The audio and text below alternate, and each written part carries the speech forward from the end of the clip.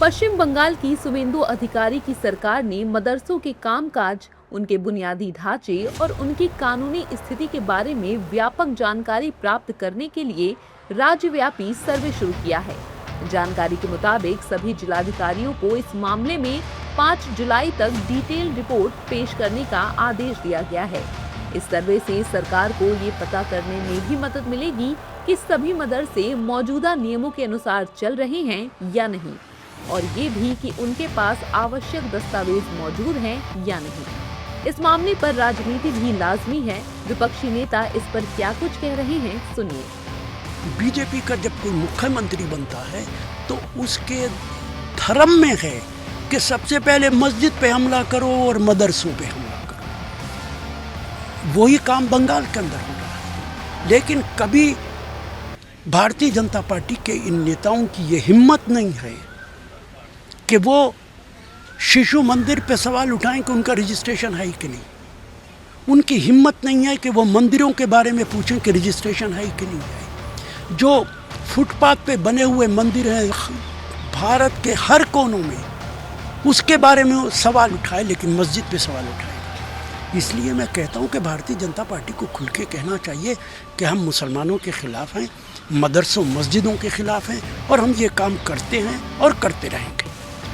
जबकि बीजेपी कह रही है कि ये जरूरी है क्योंकि मदरसों का काफी फंड मिलता है जो ठीक से रजिस्टर्ड भी नहीं है। अब जो भी सही पाए जाएंगे वही बचेंगे। बहुत सारी ऐसे भी ऑर्गेनाइजेशंस और मदरसे थे जो ठीक से रजिस्टर्ड नहीं थे, जिनके कई सारे क्वेश्चनेबल सस्पेक्ट लिंक्स भी थे। तो एक बार उसका सर्वे करना जरूरी है। जो भी पैरामीटर्स में आता है वो मदरसे स्टेट गवर्नमेंट के तहत, जो स्टेट गवर्नमेंट की जो गाइडलाइंस है उसके तहत काम कर सकते हैं। पर यदि ऐसा कोई मदरसा हो जो ठीक से काम नहीं कर रहा है या जिसकी संदेहास्पद एंटीसीडेंट्स है, तो उस पर तो कार्रवाई होनी चाहिए। तो सर्वे कराने में तो मुझे लगता है कि सभी लोगों को साथ देना चाहिए, परंतु दुख की बात है कि कांग्रेस पार्टी और टीएमसी इसका विरोध कर। मदरसों में क्या क्या होता है, क्या क्या होता रहा है, ये सर्वविदित है। तो जो सर्वे हो रहा है ये बहुत अच्छी बात है।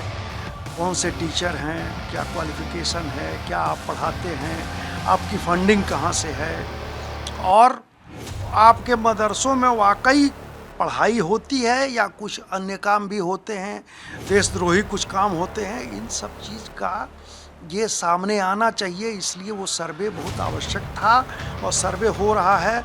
ये देश के लिए बहुत अच्छी बात है।